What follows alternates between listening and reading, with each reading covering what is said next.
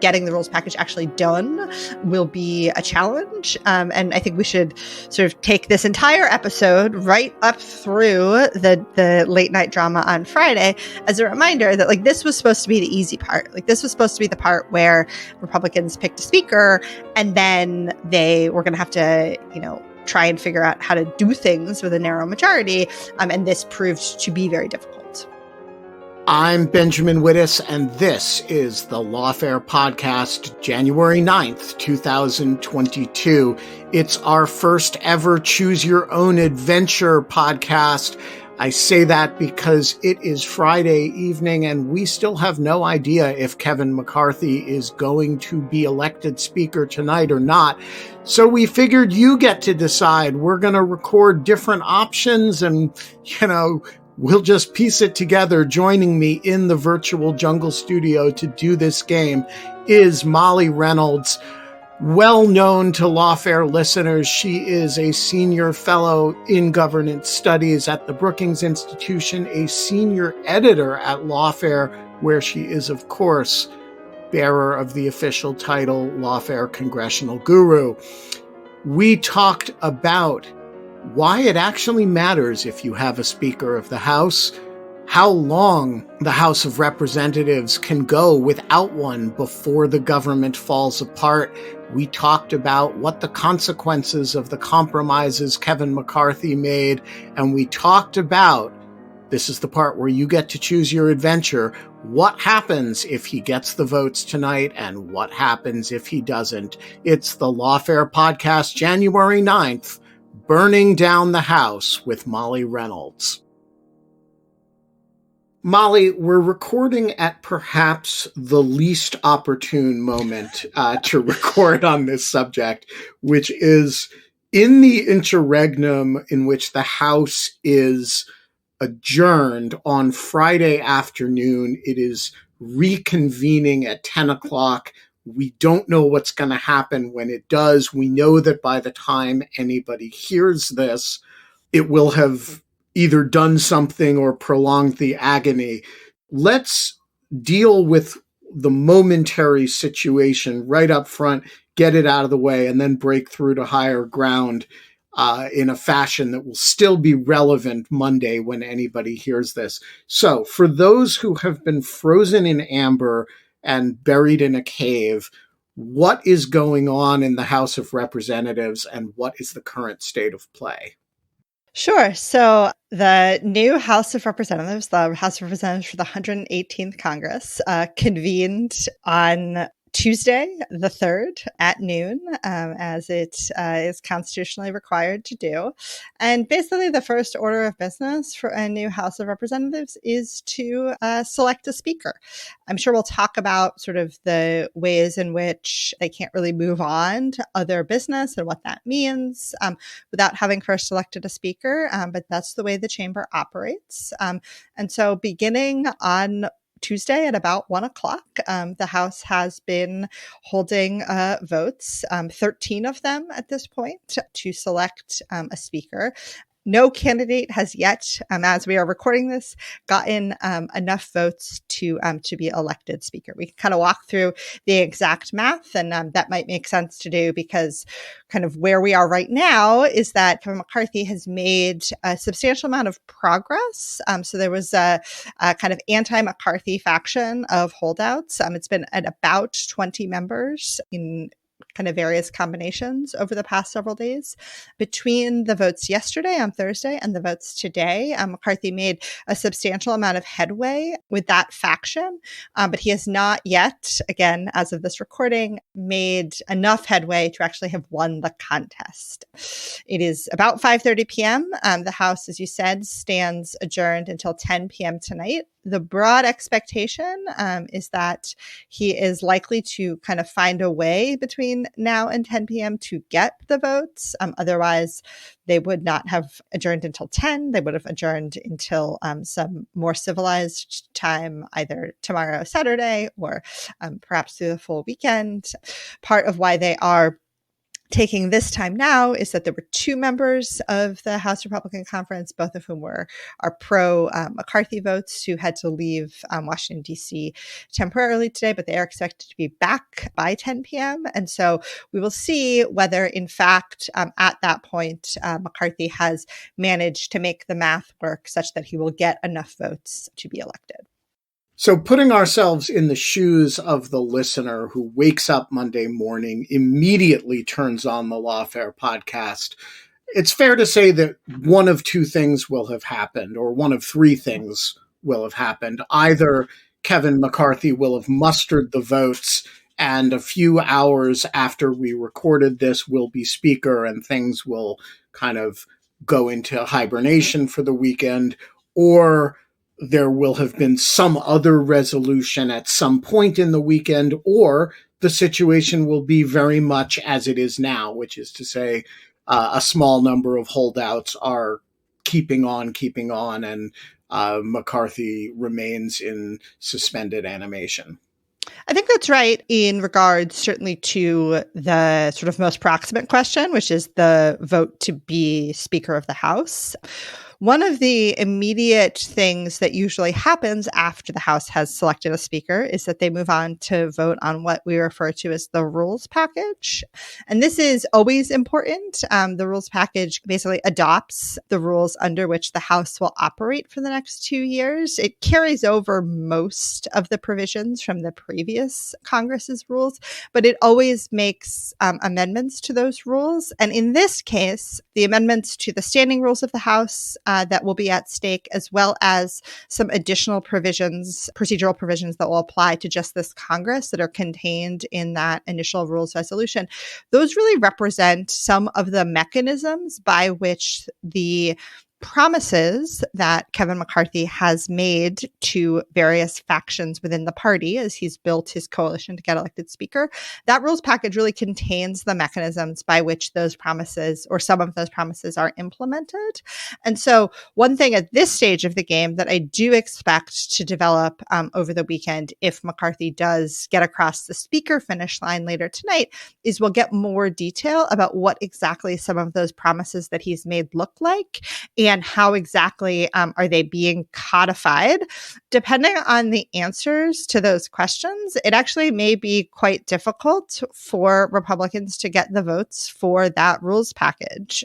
So that we would get to the point likely where the members of the 118th House of Representatives have been sworn in, but not necessarily terribly easily to a point where they can transact a lot of legislative business. All right, so we will get to the rules question later in the conversation. Let's put a hold on it for now. I want to note that because this is not a political podcast, we're actually not going to talk about Kevin McCarthy's virtues or vices as a leader or anything like that, or Republicans or Democrats. I want to talk purely institutionally about the House and why this issue matters. And to start, I want to ask you, how long could you go without a Speaker of the House without the system falling apart? For example, eventually you would have a debt ceiling problem, right? Without a House of Representatives, you couldn't appropriate more money. The government would shut down. You couldn't brief the Gang of Eight on a national security matter because there's no eight. What's the realistic timeline? Like, if you do this for 3 days, it doesn't matter. It's just a political show.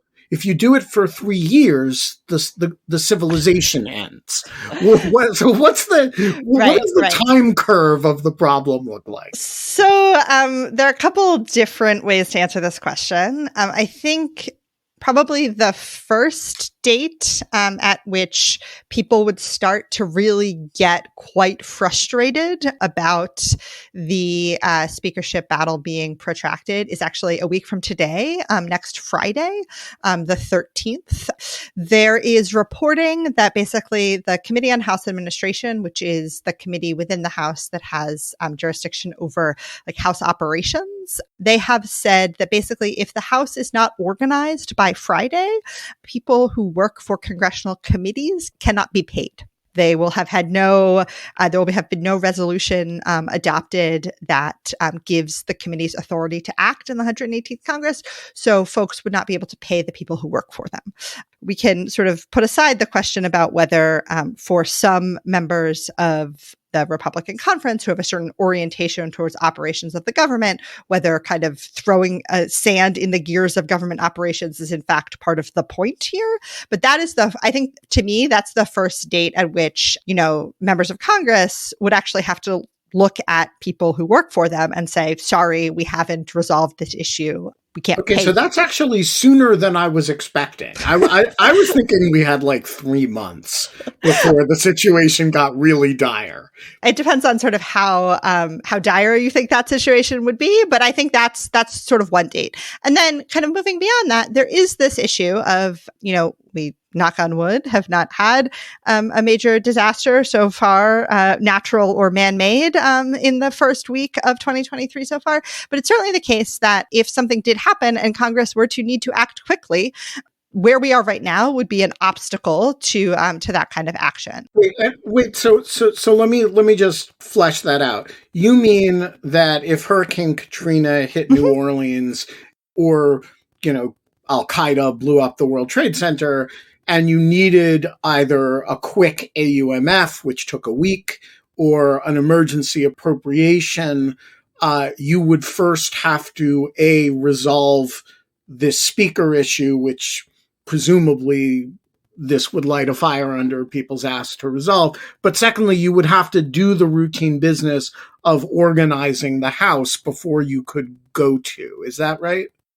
So I think there are a couple different ways you could do it technically, but you would need to do some things quickly, and you would most importantly need to muster a numerical majority to do that, depending on kind of what the circumstances were. Maybe we're talking about Republicans kind of getting their act together and doing it themselves. Maybe we're talking about some combination of Republicans and Democrats.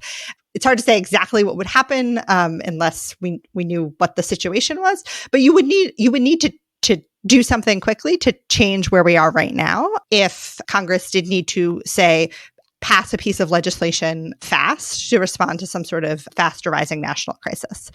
The thing then the last thing I'll say in terms of kind of deadlines and dates that we know about, you mentioned the kind of two biggest ones, which are the date at which or by which Congress will need to act to address the debt limit. The best estimates we have is that that's sometime in the third quarter of this year. The other is the end of the government's fiscal year, so September 30th, after which there would be no discretionary appropriations to keep many federal operations going, and we would have a partial government shutdown.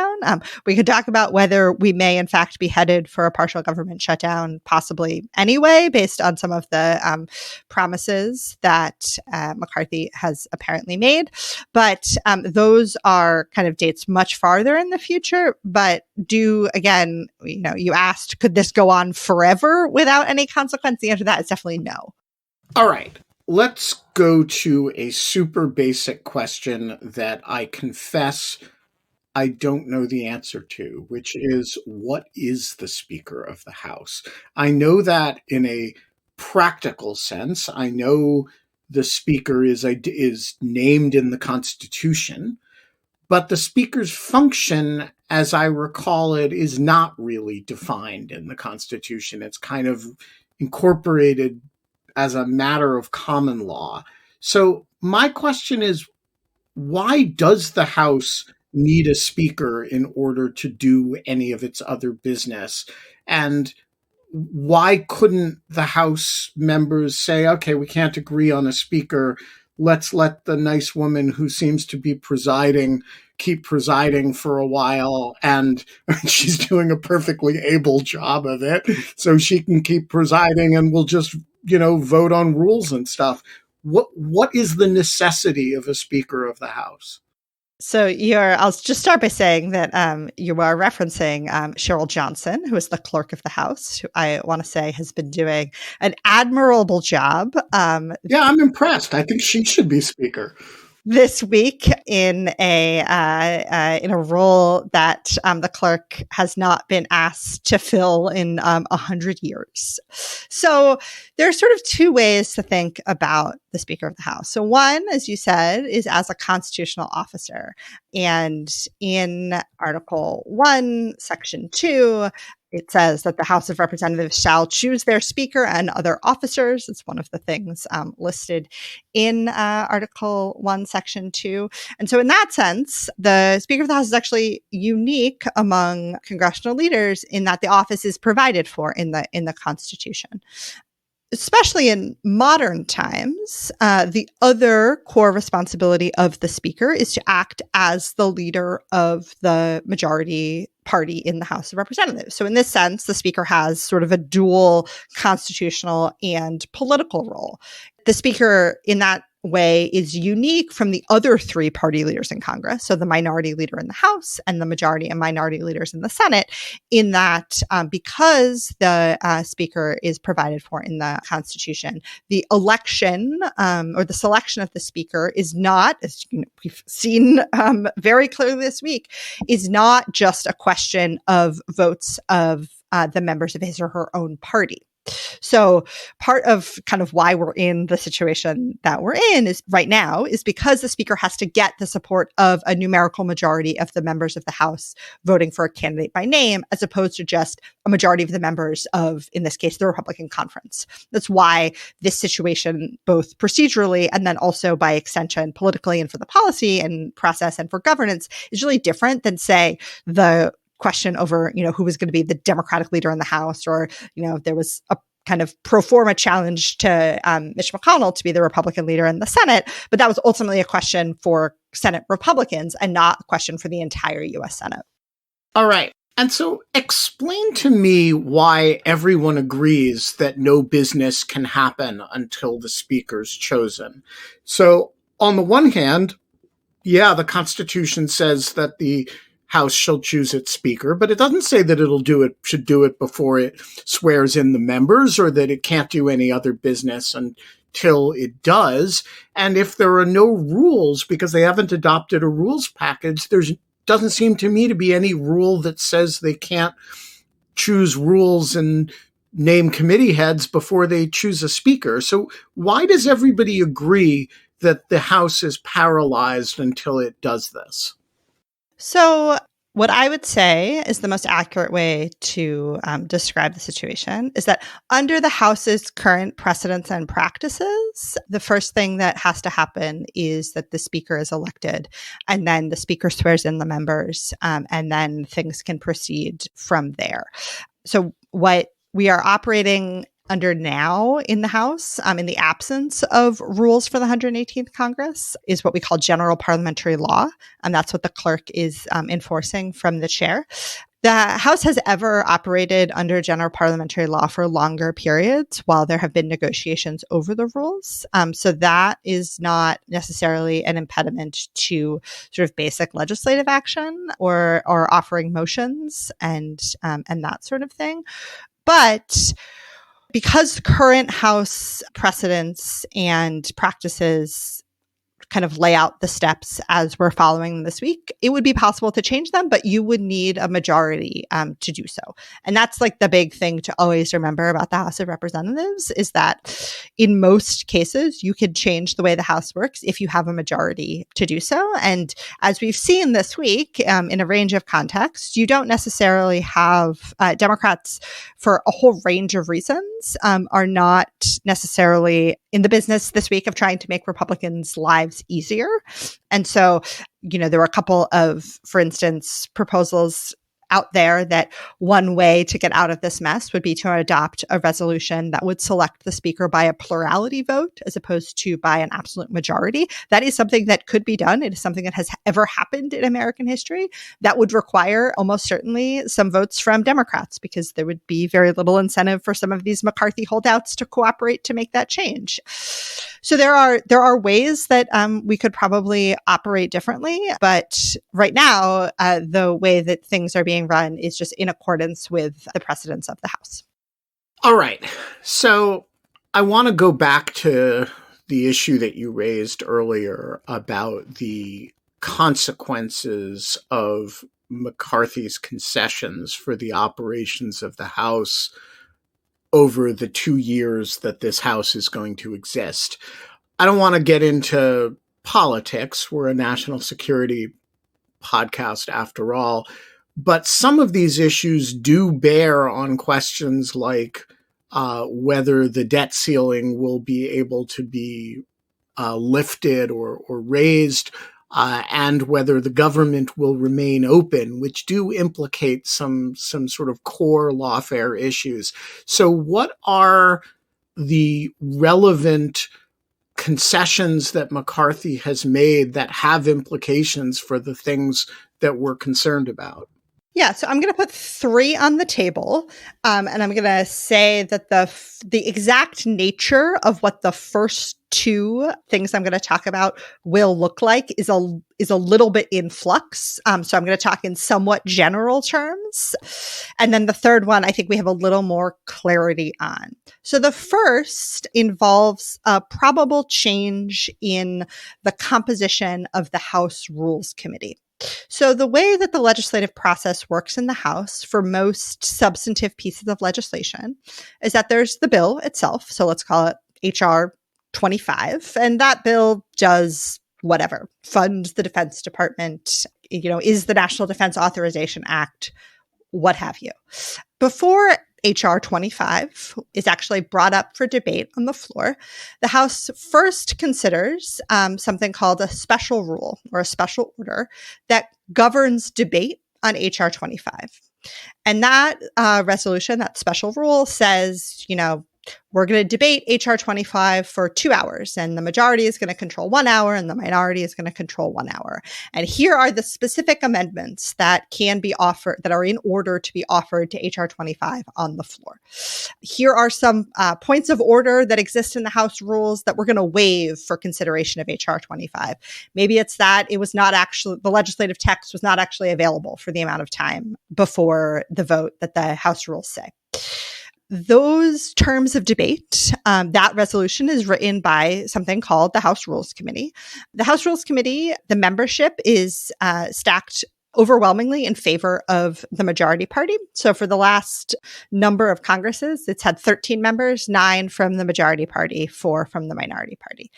One of the things that Kevin McCarthy has negotiated about is how many of those Republican seats on the Rules Committee would be held by members of the House Freedom Caucus, sort of House Freedom Caucus adjacent members, however you want to describe that faction in the Republican conference. And the sort of big bottom line here is that if the agreement is to put enough of those faction members on the Rules Committee, they would gain pretty significant leverage over what bills came to the floor of the House and the terms under which they would be debated. So let's imagine there is a supplemental appropriations bill to provide additional funding to the Ukrainians for the conduct of that conflict. If there is sufficient opposition in the Rules Committee among this Republican faction, and the Democrats on the Rules Committee also don't want to cooperate with the other Republicans on the Rules Committee, it could make it much harder to get that bill to the floor. There are some ways around it, but they're cumbersome and it would be difficult. So one piece is that basically it's likely that McCarthy will have ceded some, perhaps a significant amount of agenda control via the House Rules Committee to some of the folks in this kind of anti-McCarthy faction. So that's one thing. The second thing has to do with some concessions around discretionary spending.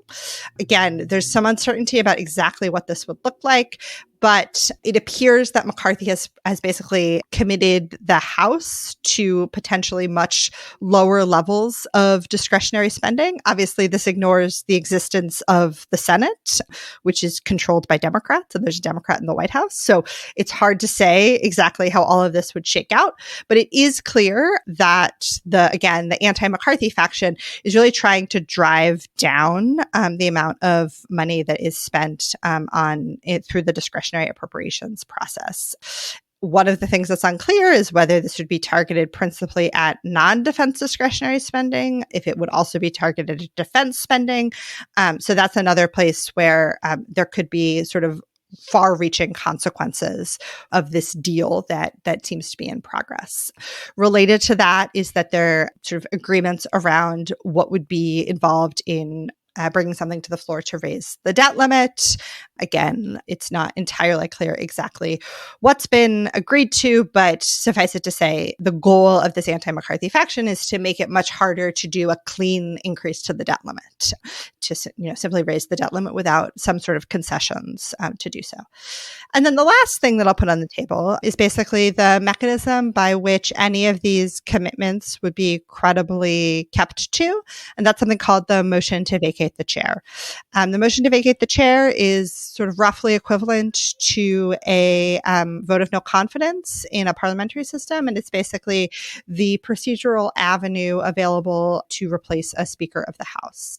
It sort of came to prominence in 2015 when then Representative Mark Meadows threatened to use it to depose then Speaker John Boehner. Ultimately, John Boehner decided he was done being the Speaker of the House and resigned. But as a result of that 2015 episode, when Democrats took control of the chamber after the 2018 midterms, they made a change to the rules that basically made it harder for a rank and file member to offer a motion to vacate. They basically said that the motion would only be privileged on the floor if it was offered at the direction of one of the two party caucuses, so the Republican Conference or the Democratic Caucus. What is on the table now is the ability of any single member of the Republican Conference to offer a privileged motion to vacate. So basically, this would make it much easier for any member of the Republican Conference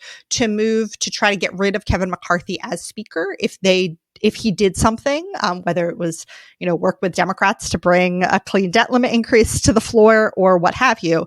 It would open up an easier avenue to try to replace him with someone else. It would ultimately, actually replacing him would require the cooperation of Democrats, and that you would need Democrats to also, vote against keeping McCarthy as Speaker. So I think there's an open question about whether Democrats in that situation would see McCarthy as sort of the lesser of several possible evils and go along with a set of steps to keep him in place. There was some talk of this in 2015 when there were threats of using the motion against Boehner. That's not a politically sustainable avenue for McCarthy over the medium term, but in sort of, I could imagine in a world where we're kind of staring down, say, a debt limit crisis, that would be the sort of situation where Democrats go along with something for at least a short period of time. Again, it would not necessarily help McCarthy over a medium or long term,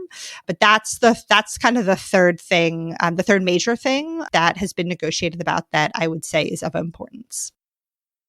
All right, so I want to ask, it is now 6:00 in 4 hours, Kevin McCarthy wins his 14th vote and becomes Speaker. Given the concessions that you have just laid out, is that not the ultimate Pyrrhic victory? Because it seems to me what he's got is, first of all, he's got a rules committee packed with the people who tried to sack him, who are going to make it very difficult for him to move legislation that they don't like. He's got any one of them who can go after, force him to go through this process again, should he do something like not bankrupting the United States with a debt limit increase. How do you possibly govern under these circumstances? It's going to be very difficult. It's a Pyrrhic victory for, if it's what comes to pass, it's a Pyrrhic victory for McCarthy. Although I think one thing that's been pretty clear throughout this entire sort of episode is that Kevin McCarthy, really wants to be Speaker of the House and is as a result willing to do all kinds of negotiating to get to that point. But for, I think, the people for whom it's an even bigger Pyrrhic victory are other Republicans who, to be clear, the House Republican Conference is very conservative, but there are folks in the conference who are, not interested in having a debt limit crisis, are interested in continued aid to Ukraine, are interested in, say, increased funding for the Pentagon. Some of them are interested in getting earmarks for their districts, all kinds of kind of basic governance functions, and the deal that it seems like McCarthy has struck to get elected speaker really makes achieving many of those other goals more difficult. And ultimately, I think it's anyone's guess if we're, 6 months, 12 months from now, if McCarthy, if he's still the speaker.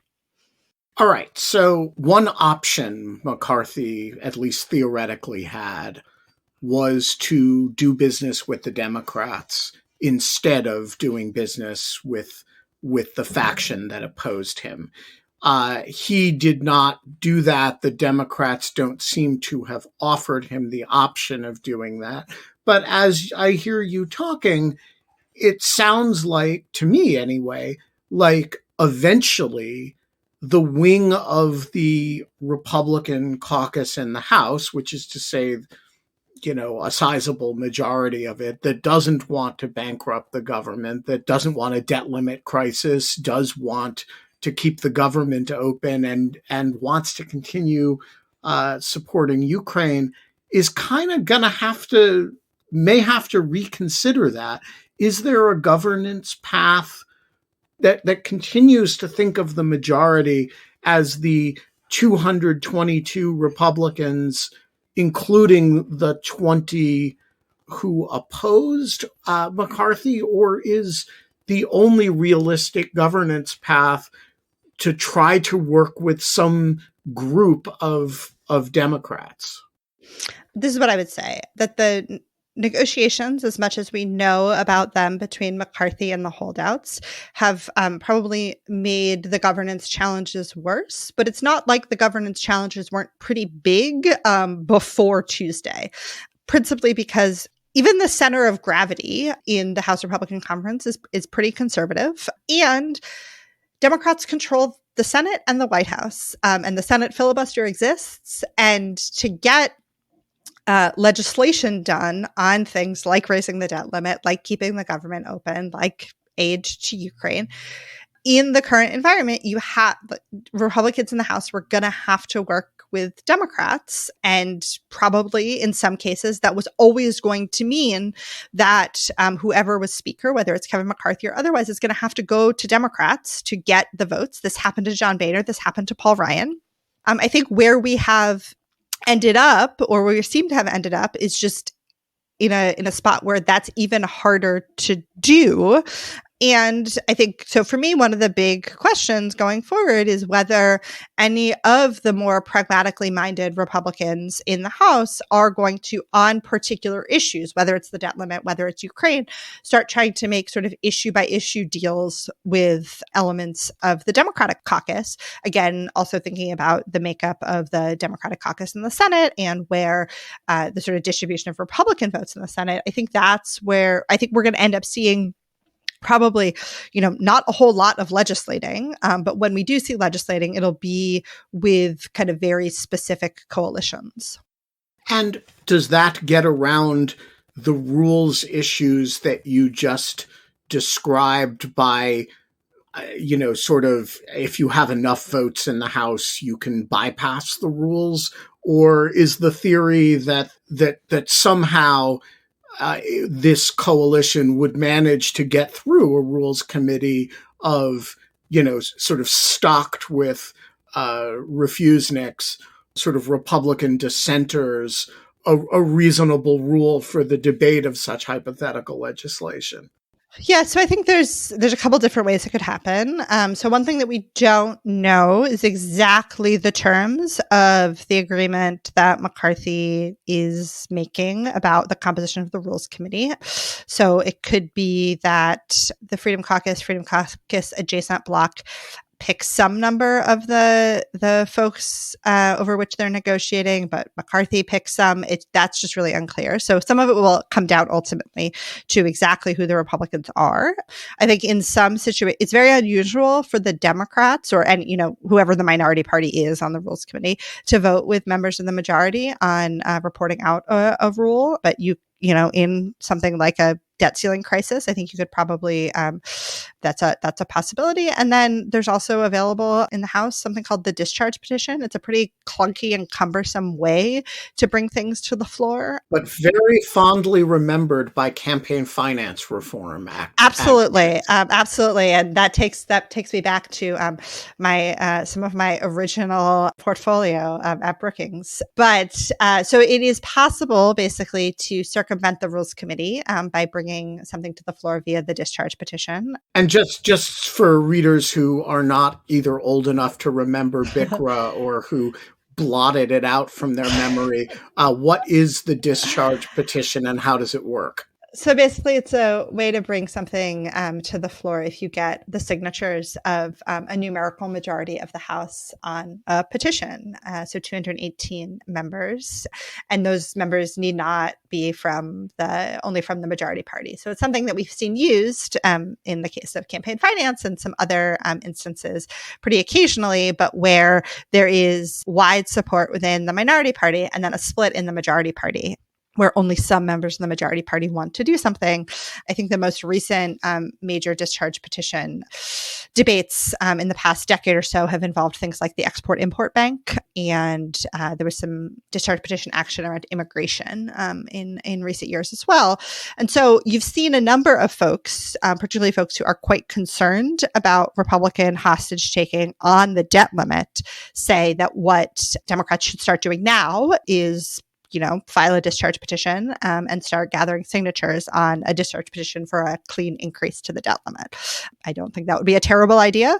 But the fact that people are talking about that already on the fourth day of the Congress is, again, telling about where we are. And the Republicans have, in the last decade, shown a willingness to take the debt limit hostage. And so I do think, and obviously, as you mentioned, the debt limit has huge national security implications. It has huge global economic implications. And so I think we should take seriously the fact that where we appear to have landed after this speaker fight may require some pretty significant work to do something like raise the debt limit.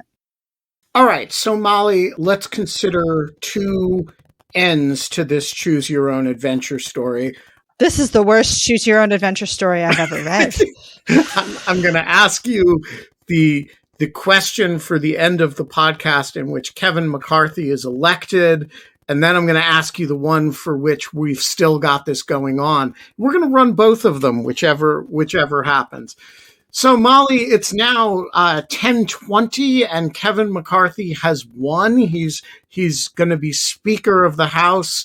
What happens next? First, I want to say that as a huge fan of the movie Clue, I love that I'm able to provide two alternate endings to this podcast. But in the case where Kevin McCarthy is elected, I think we should start a Choose Your Own Adventure podcast that has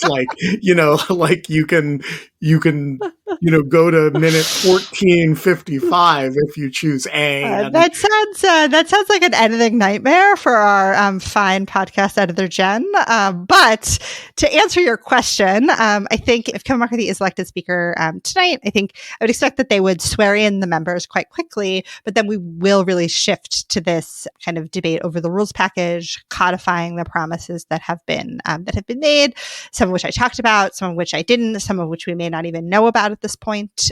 And again, I think that may well be a heavy lift for Republicans to actually get adopted. I think in the world, I assume that the other scenario you want me to contemplate is Kevin McCarthy does not, in fact, make it across the finish line tonight. Correct. Wait, let me ask that question. So, Molly, it's now 10:20. Kevin McCarthy has lost his 14th straight vote, and the House has adjourned for the weekend. What happens next? Well, first I want to say it's not definite that they adjourn for the full weekend. If he loses at 10 tonight, they may well stay in through the weekend. Democrats have repeatedly been telling their own members that they should expect to stay in Washington until a speaker is elected, possibly through the weekend. But I think that then we really get to sort of two questions. One is there anything else that McCarthy could concede to enough of the remaining holdouts, however many that is, to get them to support him, or also to just simply not vote? That gets him part of the way to his needed numerical majority. And then the other would be whether at what point we move on to a different kind of consensus candidate. Obviously, McCarthy has really shied away from doing that. They drew this out for 4 days. And so I don't know if a loss at 10, which again I think is the less likely option, but I don't know if a loss at 10 p.m. tonight would mean that. But I think obviously we've been in a relatively not unprecedented, but we haven't been in a moment like this for 100 years. So it's pretty hard to predict exactly how things will go. Okay, Molly, it is now Sunday afternoon at 1:06 p.m. We have a stable situation, at least until listeners hear this, I think. What happened between our recording of the Choose Your Own Adventure? You don't get to choose your own adventure in the follow-up. What happened and what is happening as the weekend progresses? Yeah, so basically, after we recorded on Friday around 5:30, we had, I would describe it as an adventure chosen for us by Matt Gaetz of Florida. So basically, the two scenarios that we really entertained when we recorded on Friday were that the House is scheduled to return at 10 p.m. on Friday night. We discussed the idea that they would take a vote, that either Mr. McCarthy would win or that Mr. McCarthy would lose. And if he lost, then we would sort of all go home for the weekend, probably regroup on Monday, and we would see what happened. Instead, where we ended up on Friday night at around a little after 10 p.m. was the House voted again on whether or not to elect Mr. McCarthy Speaker. And that vote ended with basically mathematically McCarthy 1/2 vote short of winning the numerical majority that he needed in order to be elected Speaker. There were some moments of exceedingly high drama on the floor of the House, carried live on television for anyone who hates themselves enough to have been watching this after 10 p.m. on a Friday. I'll put myself in that category. You saw Mr. McCarthy sort of march down the aisle of the House to the House backbenches, discuss what was happening with Mr. Gaetz. There was a near, I don't want to say a near fist fight, but there was another member of the House Republican Conference who sort of lunged towards Mr. Gaetz in frustration. Isn't it supposed to be called only when it happens on the floor of the House? Aren't we supposed to call them fisticuffs? I mean, that we could certainly use that word, but we so rarely get to. I feel like it's sort of an obligation. I suppose I should say there were near fisticuffs on the floor of the House, and then ultimately, when it was clear that Mr. Gaetz was not going, or any of the other remaining holdouts against Mr. McCarthy, they were not going to change their vote on that particular vote. Patrick McHenry, Republican of North Carolina, got up, moved to adjourn the House until Monday because they really had basically two options, which was vote again. At that point, they thought if they were going to vote again on the speaker's race, that McCarthy would lose again. So they were trying to buy themselves some time. And that adjournment vote we got nearly all the way through the vote. It looked like it was going to fail. And then all of a sudden, I should say, it looked like it was very close as to whether it was going to fail or pass. And then all of a sudden, Mr. Gaetz and a number of other Republicans started changing their votes to say, no, we're not going to adjourn.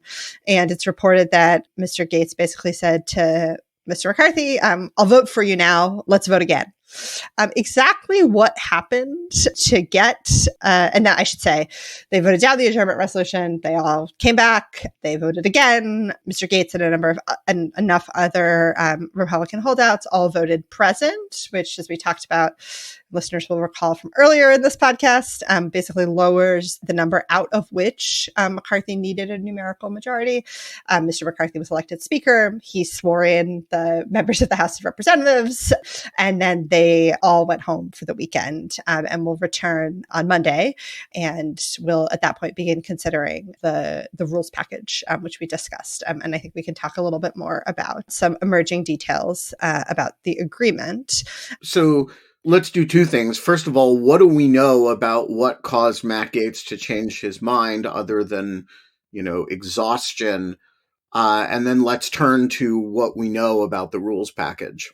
Yeah, so to my mind, it's still a little unclear exactly what happened to get him to change his mind. There is reporting that suggests that President Trump was called and spoke to several of the members. There was also, I think, some sense that, they went into the 10 p.m. vote with a level of confidence that was a little bit misplaced. They were more confident than they needed to be. But I do think that over the next several days, we'll learn more about this. And I think in terms of the rules package, we can talk about some changes that appear to have been made related to that may have helped get a number of the holdouts on board. I want to start by saying that we talked a fair amount earlier in this podcast about the rules package. That is something on which the House will actually vote.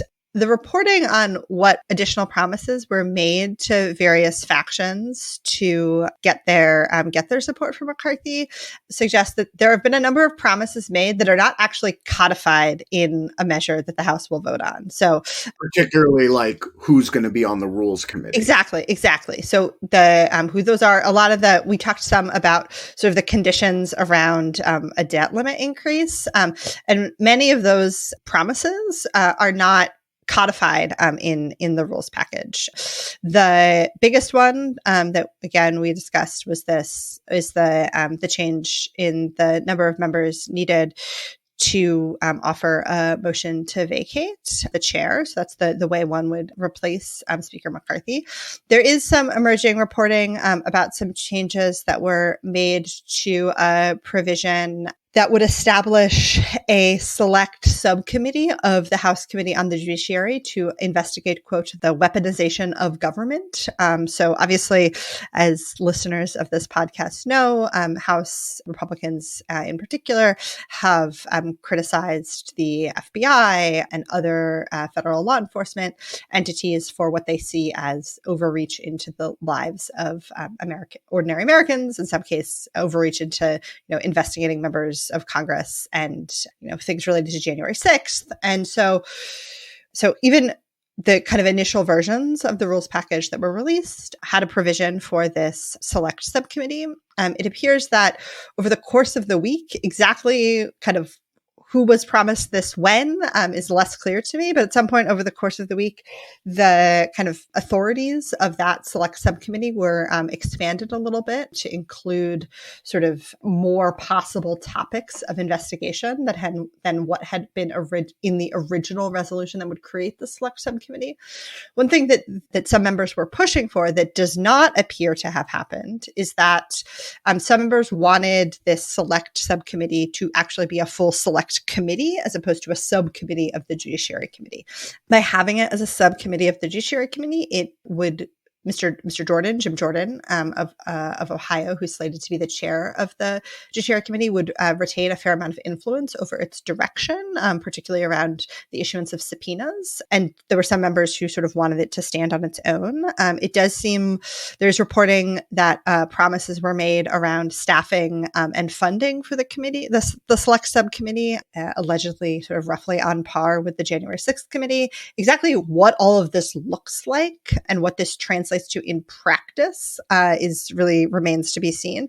But it does seem like that there may have been some changes to some of these things around kind of Republicans trying to use the tools of the House of Representatives to conduct really aggressive oversight on some of the things about, again, particularly the FBI that they've been critical of, that may have played a role in kind of bringing this to a conclusion. The other thing I'll say about Mr. Gates in particular is that at various points he had asked for a subcommittee chairmanship on the Armed Services Committee. It's unclear if that was something given to him as in exchange for his agreeing to vote present. We just don't, on this and so many other things, we will just have to watch and see kind of where this all goes. And the last thing I'll say about the rules package is that one of the things that we talked about earlier in the podcast is the degree to which, the rules package, even though it doesn't codify all of the promises made, it codifies some of them, and that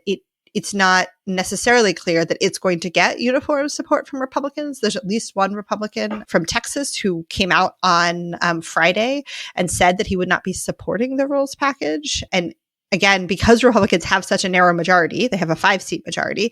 I don't know how probable, but it's certainly possible that getting the rules package actually done will be a challenge. And I think we should sort of take this entire episode right up through the late night drama on Friday as a reminder that this was supposed to be the easy part. This was supposed to be the part where Republicans picked a speaker and then they were going to have to, try and figure out how to do things with a narrow majority. And this proved to be very difficult.